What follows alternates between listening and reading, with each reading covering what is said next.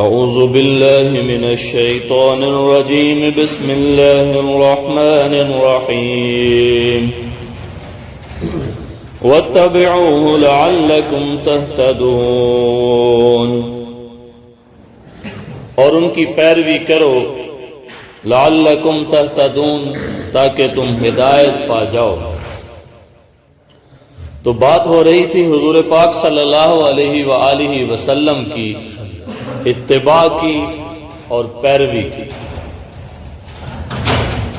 دنیا میں ایسے لوگ بھی گزرے ہیں جو حضور کے زمانے میں تھے اور آج بھی ایسے لوگ ہوں گے جن کا دعویٰ یہ ہے کہ وہ اللہ سے بڑی محبت کرتے ہیں، اللہ تعالیٰ کا بڑا ادب و احترام کرتے ہیں۔ تو حضور کے زمانے میں بھی ایسے لوگ تھے، یہودی تھے، منافقین تھے، وہ اللہ کی محبت کے بڑے دعوے کرتے تھے، یہاں تک کہ مشرکین مکہ بھی چونکہ اللہ کے وجود کے قائل تھے تو وہ بھی اللہ تبارک و تعالیٰ سے محبت کے دعوے کرتے تھے۔ تو اللہ تبارک و تعالیٰ نے ان سب لوگوں کو بڑا خوبصورت جواب ارشاد فرمایا، اور وہ جواب یہ دیا کہ قل ان کنتم تحبون اللہ، کہ آپ ان سے کہیے اگر تم واقعتاً اللہ سے محبت کرتے ہو تو پھر کیا کرو، فاتبعونی، پھر میری پیروی کرو، میری پیروی کرو۔ جی آپ کی پیروی کیوں کریں؟ سوال پیدا ہوتا ہے کہ آپ کی پیروی کیوں کریں؟ اس کی وجہ یہ ہے کہ صرف ہم اللہ سے محبت کا دعویٰ کریں یہ کافی نہیں ہے، پتہ نہیں وہ قبول ہو دعویٰ ہے بھی کہ نہیں۔ اب ہمیں کیسے پتہ چلے گا کہ ہمارا یہ دعویٰ یہ قبول ہے؟ تو ہمیں یہ ایسے پتہ چلے گا کہ اللہ بھی آگے سے کہے کہ ہاں میں بھی تم سے کیا کرتا ہوں، محبت کرتا ہوں۔ تو اب اللہ تعالیٰ کی محبت کیسے ملے گی اس کا اس آیت میں جواب دیا گیا۔ سورۃ النساء کی وہ آیت ہے، اس میں اللہ تعالیٰ نے فرمایا قل ان کنتم تحبون اللہ فاتبعونی، آپ ان سے کہیں اگر تم مجھ سے محبت کرتے ہو، اللہ سے محبت کرتے ہو تو پھر میری اتباع کرو، یحببکم اللہ، اللہ بھی تم سے کیا کرے گا، محبت کرے گا۔ تو مطلب اگر تم ڈائریکٹ ہونے کی کوشش کرو گے تو وہ ادھر سے رد کر دیے جاؤ گے، یہ والا راستہ اختیار کرو، حضور صلی اللہ علیہ وسلم کی اتباع کا جو راستہ ہے یہ وہ دروازہ ہے جو تمہیں اللہ تک لے جائے، ورنہ بھٹکتے رہو، دوڑیں لگاتے ہو۔ دیکھو بڑے بڑے لوگ دنیا میں آئے جنہوں نے 40 سال، جنہوں نے 50 سال، جنہوں نے ریاستیں کی جنگلوں کے اندر، نہ نکاح کیا، نہ بیوی بچوں کے بکھیڑوں میں پڑے، بس وہ جنگلوں کے اندر نکل گئے، صحراؤں کے اندر چلے گئے، اور ادھر ہی جو ان کی سمجھ میں آتا تھا اس طرح وہ اللہ تعالیٰ کو پکارتے رہے، لیکن اللہ نہیں ملا۔ کیوں نہیں ملا؟ کیونکہ حضور صلی اللہ علیہ وسلم کی اتباع نہیں تھی، اور جہاں حضور صلی اللہ علیہ وسلم کی اتباع ہے وہاں اللہ تعالیٰ نے تخت کے اوپر بٹھا کے بھی اپنی محبت عطا کر دی۔ بادشاہوں کو، بڑے بڑے بادشاہ نیک گزرے، اللہ والے گزرے، کیوں؟ کیونکہ حضور صلی اللہ علیہ وسلم کی اتباع یہ والا راستہ اختیار کیا۔ اس لیے وہاں بھی یہ فرمایا کہ اگر تم اللہ سے محبت کرتے ہو یا دعویٰ کرتے ہو تو پھر میری پیروی کرو، یحببکم اللہ، اللہ کیا کرے گا، تم سے محبت بھی کرے گا، اور دوسرا کیا کرے گا، وَيَغْفِرْ لَكُمْ ذُنُوبَكُمْ، تمہارے گناہ بھی معاف کر دے گا۔ یہاں سے دو چیزیں پتہ چلیں کہ اللہ کی محبت بھی ملے گی حضور کی پیروی سے، اور دوسرا یہ ہوگا گناہ بھی معاف ہو جائے، کیونکہ یہ تو ضروری نا کہ محبوب سے گناہ نہیں ہوتے، محبوب سے بھی گناہ ہوتے ہیں، چاہنے والے سے بھی گناہ ہوتے ہیں، جس کو چاہا جاتا ہے اس سے بھی گناہ ہو سکتے ہیں۔ اللہ تعالیٰ کیا کریں گے، لیکن چونکہ حضور کی پیروی کے راستے پہ بندہ چل رہا ہوگا تو جب کہیں کوئی لغزش ہو جائے گی، کہیں کوئی خطا ہو جائے گی، اللہ تعالیٰ اس کو کیا کر دیں گے، معاف کر دیں گے۔ تو یغفر لکم ذنوبکم، تمہیں وہ اپنی محبت بھی عطا کرے گا اور تمہارے گناہوں کو بھی کیا کر دے گا، معاف کر دے گا۔ تو یہ سکھایا، تو اس لیے یہاں بھی یہی فرمایا تم ہدایت کے طالب ہو، سیدھے راستے پہ چلنا چاہتے ہو تو آؤ ہم تمہیں بتاتے ہیں کہ سیدھا راستہ کیا ہے، آؤ ہم تمہیں بتاتے ہیں کہ تمہیں ہدایت کیسے ملے گی، تو وہ ملے گی واتبعوہ، حضور کی پیروی کرو، آپ کے نقش قدم پہ چلو۔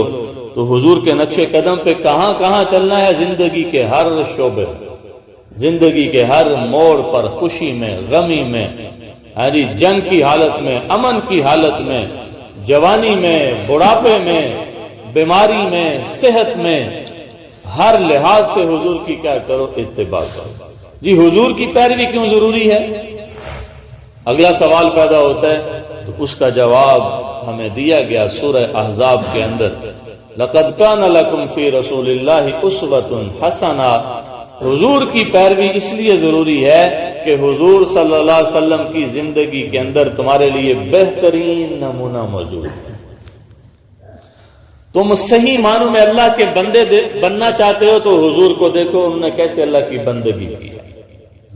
تم ایک بہترین باپ بننا چاہتے ہو تو آؤ نبی کے در پہ، وہ تمہیں بتاتے ہیں کہ بہترین باپ کیا ہوتا ہے، کہ جب ان کی بیٹی ان سے ملنے آتی ہے تو باپ بڑا ہونے کے باوجود کھڑا ہو جاتا ہے۔ آپ کھڑے ہو جاتے ہیں، بیٹی کو گلے لگاتے ہیں، اس کے ماتھے کو چومتے ہیں، اس کے ہاتھوں کو چومتے ہیں، اپنی چادر کملی بچھا کے اپنی بیٹی کو اس کے اوپر بٹھاتے ہیں۔ باپ صحیح بننا چاہتے ہو تو آؤ تمہیں بتاتے ہیں کہ رسول اللہ صلی اللہ علیہ وسلم کبھی دنیاوی نقصان پہ اپنی اولاد کو نہیں ڈانٹا۔ باپ کا ایک نیا چہرہ آپ کو بتاتے ہیں، کبھی دنیاوی نقصان پہ نہیں ڈانٹا، اور جہاں کہیں دین میں تھوڑی سی بھی فرض نہیں چھوڑا، واجب نہیں چھوڑا، حرام کا ارتکاب نہیں کیا، تھوڑی سی ادنا سی بھی جہاں پہ دیکھا کہ یہ چیز نہیں ہونی چاہیے تھی، اپنی اولاد کو فوراً ڈانٹا۔ یہ ہیں باپ۔ ہم بالکل اس کے الٹ ہیں، تھوڑا سا دنیا کا نقصان کر دیا، ڈنڈے مار مار کے اولاد چھڑنا کر، دھکے مار مار کے اسے گھر سے باہر نکال دینا ہے۔ دین کا نقصان کر رہی ہے اولاد، کوئی پرواہ نہیں، نماز نہیں پڑھ رہی ہے، اچھے اخلاق کی مالک نہیں ہے، کوئی پرواہ نہیں۔ باپ صبح اٹھ کے مسجد میں آ رہا ہے، ڈرتا، اٹھا نہیں سکتا اپنے بیٹے کو، تو اگوں نے گل پہ ہی نہ، کیونکہ اسے سکھایا نہیں ہے کہ جب میں تمہیں نماز کے لیے بلاؤں گا تو تم نے میری پہلی آواز پہ اٹھ کھڑے ہونے۔ اس کا مطلب ہم بہترین باپ نہیں ہیں، بہترین باپ وہ ہیں۔ فجر کی نماز پڑھی، آپ حضرت فاطمہ الزہرا سلام اللہ علیہا کے گھر میں تشریف لے گئے، دیکھا کہ آپ آرام کر رہے ہیں تو استراحت فرما رہی ہیں، اور ظاہر ہے بڑی مشقت اٹھاتی تھی، سارا دن کام کرتی تھی، باہر سے لکڑیاں بھی اکٹھی کر کے لاتی تھی، پانی بھی بھر کے لاتی تھی۔ اور یہ کون ہے؟ وہ جن کے بارے میں میرے نبی نے فرمایا کہ میری بیٹی فاطمہ جنت کی عورتوں کی سردار ہو، جنتی عورتوں کی سردار، مطلب ساری عورتیں حضرت فاطمہ کی کنیزیں ہوں گی وہاں پہ، اور حضرت فاطمہ کیا ہوں گی؟ سردار ہوں گی۔ سارا دن مشقت، کپڑے میلے رہتے ہیں، اور جناب رسی کے نشان مبارک جسم کے اوپر پڑ جاتے ہیں، تو پھر تھکاوٹ بھی ہوتے، اس کے باوجود رات کو لمبی لمبی نماز پڑھتی، خاوند کے حقوق بھی پورے کر رہی ہیں، بچوں کو بھی سنبھال رہی ہیں۔ تو صبح نماز پڑھ کے دیکھا کہ لیٹی ہوئی، حضور صلی اللہ علیہ وسلم تشریف لے گئے اور جا کے اپنی بیٹی کو ہلایا اور کہا، بیٹی یہ جو وقت ہے یہ سونے کا نہیں ہے، یہ وقت تو رزق کی تقسیم کا وقت ہے، تو اٹھو، ذکر کرو، اللہ کو یاد کرو۔ تو مطلب وہ سورج نکلنے سے پہلے لیٹی ہوئی تھی۔ تو دیکھو اتنی سی بات بھی، حالانکہ اگر کوئی لیٹ جاتا ہے تھکا ہوا ہے تو گنہگار نہیں ہے، نہیں بھی تھکا ہوا تب بھی گنہگار نہیں ہے، کوئی حرام کا ارتکاب نہیں کر رہا، لیکن فرمایا میری بیٹی یہ جو وقت ہے یہ رزق کی تقسیم کا وقت ہے، اٹھو، اللہ کو یاد کرو، اللہ کا ذکر کرو۔ یہ صورتحال۔ تو بہرحال بہترین باپ بننا چاہتے ہو تو آؤ حضور سے سیکھو، بہترین باپ کون ہوتا ہے، بہترین باپ کون ہوتا ہے، کسے کہتے ہیں بہترین باپ؟ بہترین نانا بننا چاہتے ہو، اور عرب کے اندر نانا کے لیے بھی جد کا لفظ بولا جاتا ہے، دادا کے لیے بھی جد کا لفظ بولا جاتا ہے۔ تو بہترین نانا، بہترین دادا دیکھنا چاہتے تو آؤ رسول کے دروازے پہ، وہ تمہیں دکھاتے ہیں کہ وہ حسنین کریمین سے کتنا پیار کرتے ہیں، وہ اپنی نواسی حضرت امامہ سے، حضرت زینب کی بیٹی سے کتنا پیار کرتے ہیں، آؤ تمہیں دکھاتے ہیں۔ ہاں جی، تو حضور کو دیکھو وہ اپنے بچوں سے کس طرح پیار کر رہے ہیں۔ بیٹا فوت ہو گیا حضرت ابراہیم، تو اس کی میت کو، ان کے جسم کو اٹھایا ہوا ہے، ہاں جی، اور اپنی باہوں میں لیا ہوا ہے، اور کیا کر رہے ہیں، آنسو بہا رہے ہیں۔ تو صحابہ کرام نے پوچھا بکیت یا رسول اللہ، رسول اللہ کیا آپ بھی رو رہے ہیں بیٹے کے غم میں؟ تو آپ نے فرمایا کیا میرے سینے میں دل نہیں ہے؟ ہاں جی، میرے سینے میں بھی دل ہے، مطلب باپ کا دل میرے سینے میں بھی ہے۔ تو آپ کہہ رہے ہیں انا بفراقک یا ابراہیم لمحزونون، اے ابراہیم تیری جدائی سے ہم غم زدہ ہیں۔ آپ کے سینے میں باپ کا دل بھی ہے۔ تو ایک بہترین باپ دیکھنا ہے اور بننا چاہتے ہو بہترین باپ، تو حضور کو پڑھو، حضور کی سیرت کو سنو، پتہ چل جائے گا بہترین باپ کیا ہوتا ہے۔ بہترین شوہر بننا چاہتے ہو، جو کہ ہم بننے نہیں چاہتے، ہم تو جلاد بننا چاہتے ہیں، ہم تو افسر بننا چاہتے ہیں۔ تو بہترین شوہر دیکھنا چاہتے ہو تو حضور کو دیکھو، کیا فرمایا، خیرکم خیرکم بأہلہ، تم میں سے بہترین وہ ہے جو اپنے گھر والوں کے ساتھ بہترین ہے۔ بھائی باہر کسی خاتون کو دیکھ کے تو بنا رہے کہ جی جی جی میڈم جی بالکل جی جی، ہاں جی، باہر تو کرے گا۔ تو فرمایا جو گھر والوں کے ساتھ بہترین ہے وہ سب سے بہترین ہے۔ وہ باہر بڑا میٹھا میٹھا اور گھر جا کے جناب لٹ چوکلا نہیں۔ تو فرمایا انا خیرکم بأہلی، میں اپنے گھر والوں کے ساتھ تم سب سے بہترین۔ کتنا حضرت عائشہ فرماتی ہے کہ حضور ہمارے اندر بیٹھے ہوتے تھے اور ایسے ہنسی مذاق چلتا تھا کہ لگتا ہی نہیں تھا کہ آپ اللہ کے رسول بھی ہیں۔ ایک عام جیسے ایک دنیا دار شخص ہوتا ہے، ہاں جی، وہ باتیں کرتا ہے، بیویوں سے ہنسی مذاق کرتا ہے، ایسے لگتا تھا کہ یہ پیغمبر نہیں لگتے تھے۔ یہ صورتحال ہوتی، بیویوں سے مذاق بھی ہوتا تھا، ہاں جی، ہنسی مذاق بھی ہوتا تھا۔ آپ دیکھیں بیماری ہے، بیماری کا وقت ہے، بیمار ہیں، شدید بیمار، حضرت عائشہ کے حجرہ میں آخری ایام آپ کی ظاہری زندگی کے چل رہے ہیں، تو حضرت عائشہ آپ کے پاس ہیں اور حضور صلی اللہ علیہ وسلم لیٹے ہوئے ہیں۔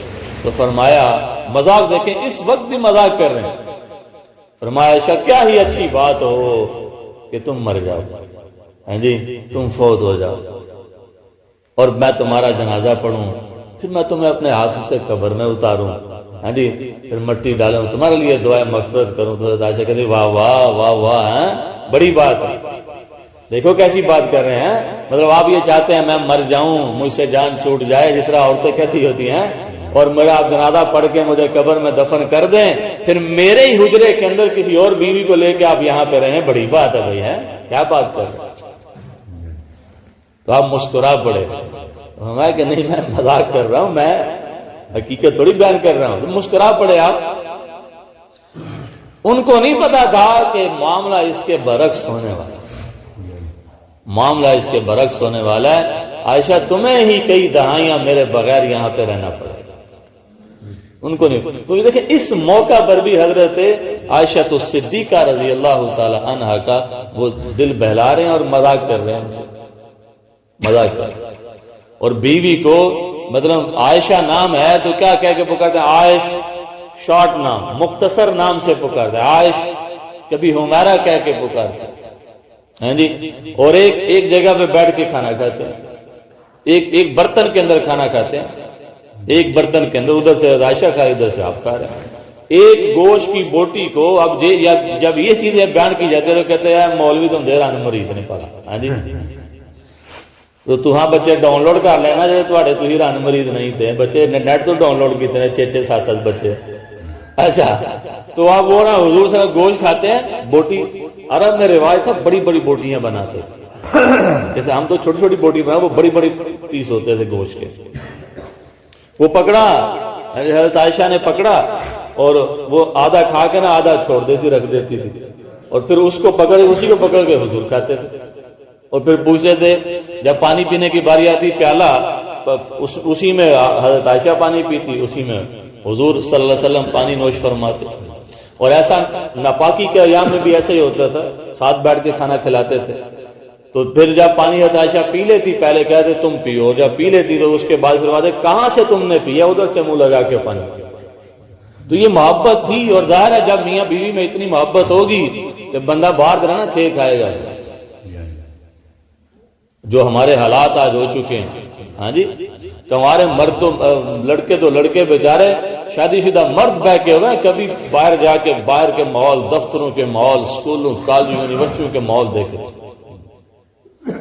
تو اس لیے میاں بیوی سے محبت اس لیے سکھائی تاکہ بیوی کی عزت بھی محفوظ رہے، وہ بھی باہر منہ نہ مارے، اور مرد بھی جو ہے شوہر بھی وہ باہر منہ نہ مارے، یہ بچے رہے. کیونکہ شیطان ان کو جتنی جلدی شادی شدہ مرد بہک جائے گا، عورت بہک جائے گی، وہ تمہارا بیچارہ پھر جھجک محسوس کرے گا. تو بہترین شوہر اگر بننا چاہتے ہو تو حضور سے سیکھو بہترین شوہر کون ہوتا ہے. سال کا خرچہ آیا، سال کا اکٹھا ہی راشن دے دیا، اکٹھا ہی پورے سال کا نفقہ بھی حضور سے ثابت ہے وہ بیوی کو دے دیتے تھے، پورے سال کا نفقہ.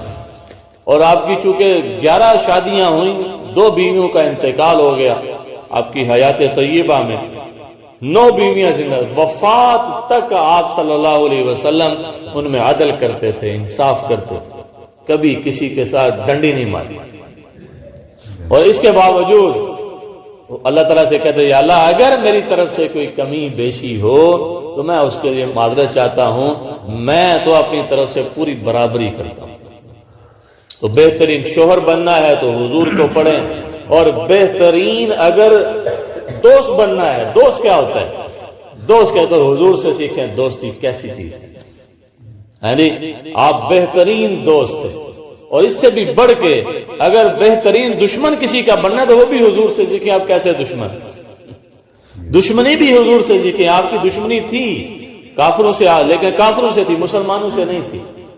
مسلمانوں سے آپ کوئی مسلمان آپ کا دشمن نہیں تھا، کافروں سے دشمنی تھی آپ کی.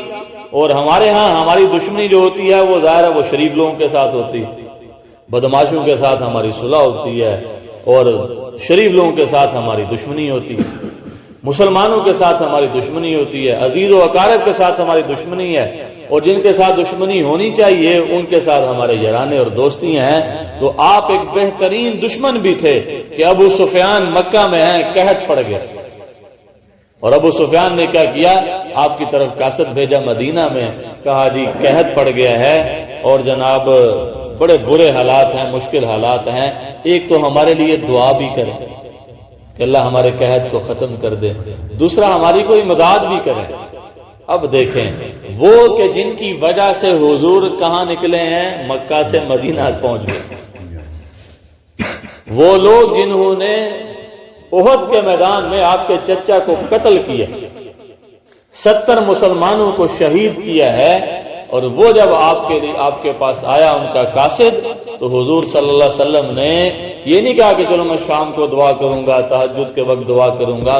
اس کے سامنے آپ نے اپنے دست مبارک کو بلند فرمایا اور فرمایا یا اللہ اہل مکہ کے قحط کو ختم فرما. یہ ہے ایسا دشمن، یا اللہ اہل مکہ کے قحط کو ختم فرما، یا اللہ ان پر رحمت کی بارش نازل فرما. ادھر مدینہ میں ان کے لیے دعا ہو رہی ہے، ادھر اللہ تعالیٰ نے مکہ کے اندر اسی وقت جل تھل کر دیا. ادھر دعا ہو رہی ہے، ادھر مکہ کے اندر بارش برس گئی. اور یہ قاصد جب روانہ ہوا، مکہ کے پہاڑ پتہ کیسے ہیں، وہاں پہ اگر 2-3 دن بارش ہو جائے نا تو وہ سبزہ ہی سبزہ ہو جاتا ہے. آج بھی وہاں پہ بڑا سبزہ ہو گیا ان دنوں میں، وہ ایسے پہاڑ ہیں.